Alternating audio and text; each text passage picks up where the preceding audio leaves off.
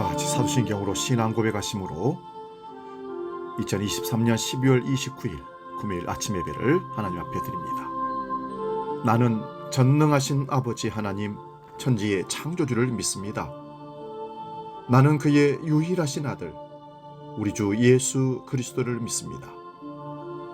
그는 성령으로 잉태되어 동정녀 마리아에게서 나시고 본디오 빌라도에게 고난을 받아 십자가에 못 박혀 죽으시고 장사된 지 사흘 만에 죽은 자 가운데서 다시 살아나셨으며 하늘에 오르시어 전능하신 아버지 하나님 우편에 앉아 계시다가 거기로부터 살아있는 자와 죽은 자를 심판하러 오십니다. 나는 성령을 믿으며 거룩한 공교회와 성도의 교제와 죄를 용서받는 것과 몸의 부활과 영생을 믿습니다. 아멘.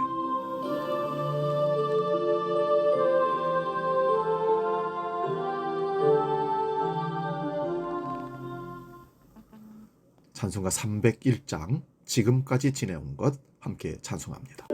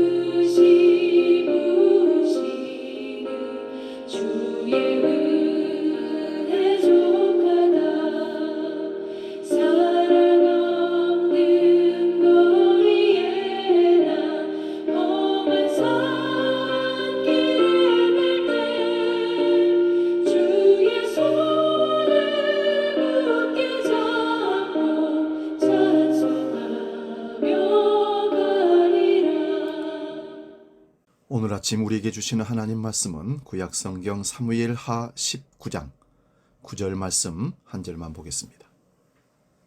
구약성경 495면에 있습니다. 사무엘하 19장 9절 말씀 봉독할 때에 살아계신 하나님의 음성을 들을 수 있기 바랍니다. 지금 봉독합니다. 이스라엘 모든 지파들이 변론하여 이르되 왕이 우리를 원수의 손에서 구원하여 내셨고 또 우리를 블레셋 사람들의 손에서 구원하셨으나 이제 압살롬을 피하여 그 땅에서 나가셨고 아멘. 봉독한 말씀으로 베푸신 은혜를 기억하라 이런 제목으로 말씀의 은혜를 나눕니다.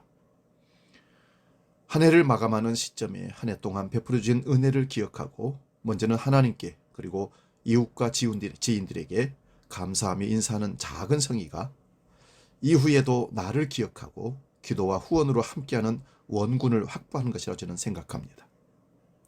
은혜를 기억하고 감사를 표현할 줄 아는 그 인생은 반드시 이후의 삶에도 은혜를 베푸는 사람들 곁에 두는 것과 같은 것입니다. 오늘 본문은 이스라엘의 급박한 정치 상황을 묘사하고 있습니다. 사무엘하 말씀은 압살롬의 반역이 실패로 돌아가고 다윗 왕이 다시금 이스라엘 왕자에 등극하게 된 시점을 기록하고 있습니다. 대다수의 이스라엘 백성들은 압살롬이 자신들을 더 공평하게 다스리고 행복하게 만들어 주리라고 믿고 따랐습니다. 하지만 압살롬은 그렇지 않았습니다. 결과적으로 모든 것이 허망하게 끝나게 됐습니다. 이스라엘 백성들은 허무감에 잠겼습니다. 이에 다윗을 배반한 대다수의 이스라엘 백성들이 하나둘 모여 이야기를 나누기 시작합니다. 그들은 지난날 다윗 왕이 자신들을 다스리던 일을 떠올려보고 또 떠올려봅니다. 이전에 블레셋을 비롯한 이방 족속들이 끊임없는 침략으로 고통받고 있을 때 다윗 왕은 백성들을 지켜주었다고 기억합니다. 사울 왕에 이어 이스라엘의 왕이 된 다윗은 왕위에 오른 뒤 주변 이방 민족들을, 족속들을 평정해 백성들을 평화롭게 살 수 있게 만들었습니다. 백성들은 안전하게 생업만 하면 됐다고 이제 추억하고 기억합니다. 실제로 다윗이 왕으로 재위하던 시기는 이스라엘 역사상 몇 안 되는 전성기였습니다. 정치는 안정되고 경제는 풍요로웠습니다. 군사들도 강해 외적들이 쉽게 넘보지 못했던 때입니다. 하지만 만족하지 못한 백성들은 다윗의 공을 잊었습니다. 외세를 왕으로 맞은 뒤에야 다윗을 그리워하게 되는 것입니다. 이러한 시점에서 과거를 회상하자 그제야 다윗이 자신들에게 얼마나 소중하고 위대한 존재였는지, 그 은혜가 얼마나 컸던 것인가를 새롭게 인식하게 됩니다. 오늘날 사는 우리도 사실 이스라엘 백성들과 다를 바 없는 모습을 보이기도 합니다. 오죽했으면 구관이 명관이라는 속담도 있지 않습니까? 그 사람이 있을 때는 그가 잘하는 줄 몰랐는데 지금 있는 사람이 우리를 힘들게 하고 과거보다 훨씬 못하다는 삶을 살았을 때 우리는 그 사람이 좋았다고, 구관이 명관이라고 얘기하는 것이죠. 하나님의 크신 은혜를 잊고 다른 것을 찾다가 후회하기도 합니다. 우리는 죄로 인해 영원한 멸망과 심판의 저주 아래 놓인 운명들이었습니다. 하지만 감히 측량할 수 없는 하나님의 은혜로 구원을 받았습니다.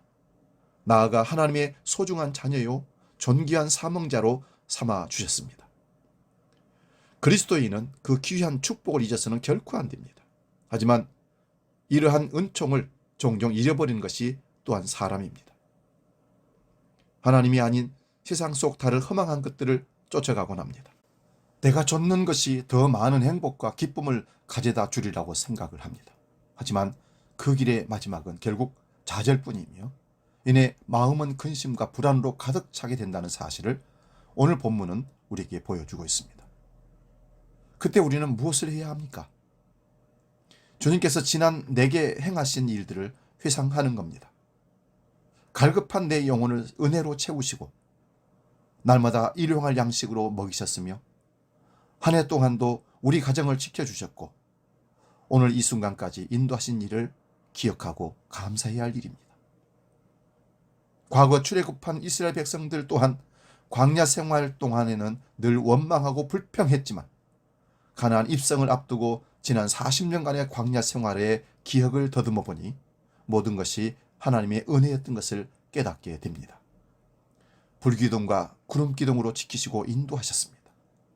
날마다 하늘의 만나로 먹이셨고 반석에서 물을 내셔서 목마름을 해갈해 주셨습니다. 40년을 유랑했지만 우복이 헤어지지 않았고 신바지 닳아 떨어지지 아니하였다고 성경은 기록합니다. 우리의 삶이 내가 잘나서 여기까지 온 것처럼 보여도 지난 날을 회상해 보면 모든 것이 주님의 은혜였음을 깨닫게 됩니다.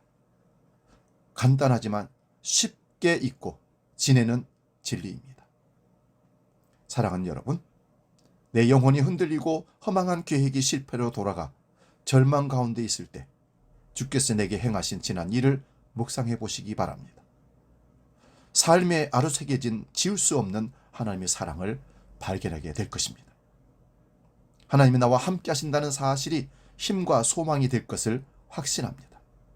이러한 변함없는 하나님의 신실한 은총이 새해 2024년 한 해에도 저와 여러분, 우리 교회와 한국교회 위에 가득하기를, 충만하기를 주님의 이름으로 축복합니다. 기도하겠습니다. 아버지 하나님, 2023년 짜투리 시간에 하나님께서 우리에게 베푸신 은혜를 기억하며 하나님께 영광 돌리며 기도합니다. 베푸시는 은혜를 기억하지 못한 백성들은 미래에 하나님의 도우심을 기대할 수가 없을 것입니다. 사람에게도 마찬가지입니다.